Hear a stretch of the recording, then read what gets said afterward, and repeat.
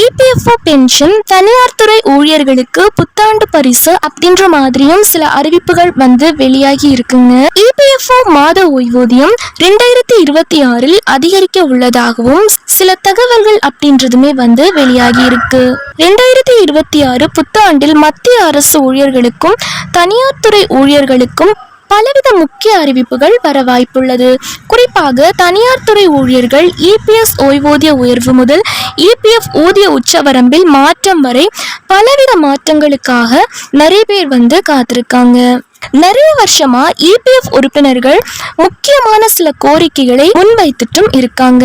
வரப்போற மத்திய பட்ஜெட் 2026 அல்லது அடுத்த ஆண்டிற்குள் இந்த விஷயங்களில் நல்ல முடிவு எடுக்கப்படும் என ஊழியர்கள் நம்பிக்கை கொண்டுள்ளனர். இபிஎஃப் உறுப்பினர்களின் முக்கிய கோரிக்கைகள் என்ன அப்படின்னா, ஹையர் பென்ஷன், அதாவது உயர் ஓய்வூதியத்தில் தெளிவு. இவற்றில் 2026 ஆண்டில் குறைந்தபட்ச இபிஎஸ் மாத ஓய்வூதியத்தில் ஏற்படக்கூடிய சாத்தியமான மாற்றங்கள், இபிஎஃப் வேஜ் சீலிங் ஹைக், அதாவது இபிஎஃப் ஊதிய உச்சவரம்பில் ஏற்றம், EPS minimum monthly pension, EPS குறைந்தபட்ச மாத ஓய்வூதியத்தில் அதிகரிப்பு முக்கிய கோரிக்கைகள் அப்படின்றது முன்வைக்கப்பட்டிருக்கு. இபிஎஃப் ஊழியர்களுக்கும் இபிஎஸ் ஓய்வூதியதாரர்களுக்கும் அரசாங்கம் சில ஆச்சரியமான முடிவுகளை எடுக்கக்கூடும் என நம்பப்படுகிறது. பிஎஃப் பிடித்தம் செய்யப்படும் தனியார் துறை ஊழியர்களுக்கான குறைந்தபட்ச ஓய்வூதிய தொகையை அதிகரிக்க மத்திய அரசு முடிவு செய்யக்கூடும் என்று எதிர்பார்க்கப்படுகிறது. இது பாத்தீங்க அப்படின்னா என்னோட ஓன் வாய்ஸ் தான், என்னோட ஓன் எடிட்டிங். அண்ட் இந்த வீடியோவோட தம்ப்நெயிலும் பார்த்தீங்க அப்படின்னா நான் தான் ஓனாக மேக் பண்ணியிருக்கேன். இந்த வீடியோ பார்த்தீங்க அப்படின்னா என்னோட வீடியோ தான்.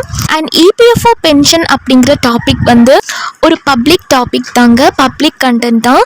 ஸோ இந்த இபிஎஃப்ஓ பென்ஷன் பற்றின நியூஸ் யார் வேணாலும் பேசலாம். இதை பற்றி பேசுறதுக்கான உரிமைகள் அப்படின்றது எல்லாருக்குமே இருக்கு.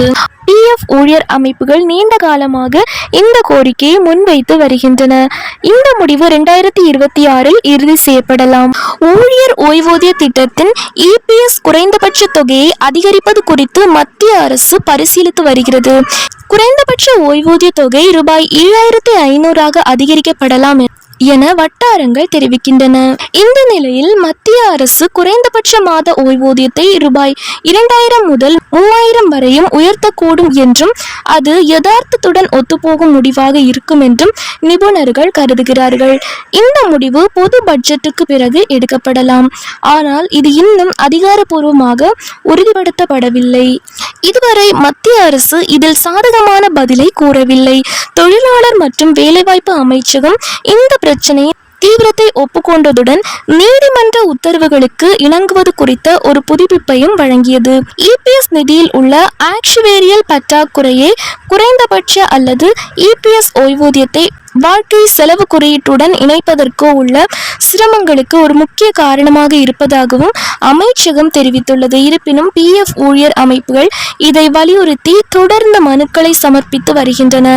இந்த நிலையில் மாற்றம் ஏற்படும் என்றும் அரசாங்கம் அடுத்த ஆண்டில் இபிஎஃப் உறுப்பினர்களுக்கு சாதகமான பதிலை அளிக்கும் என்றும் பொருளாதார நிபுணர்கள் கூறுகிறார்கள்.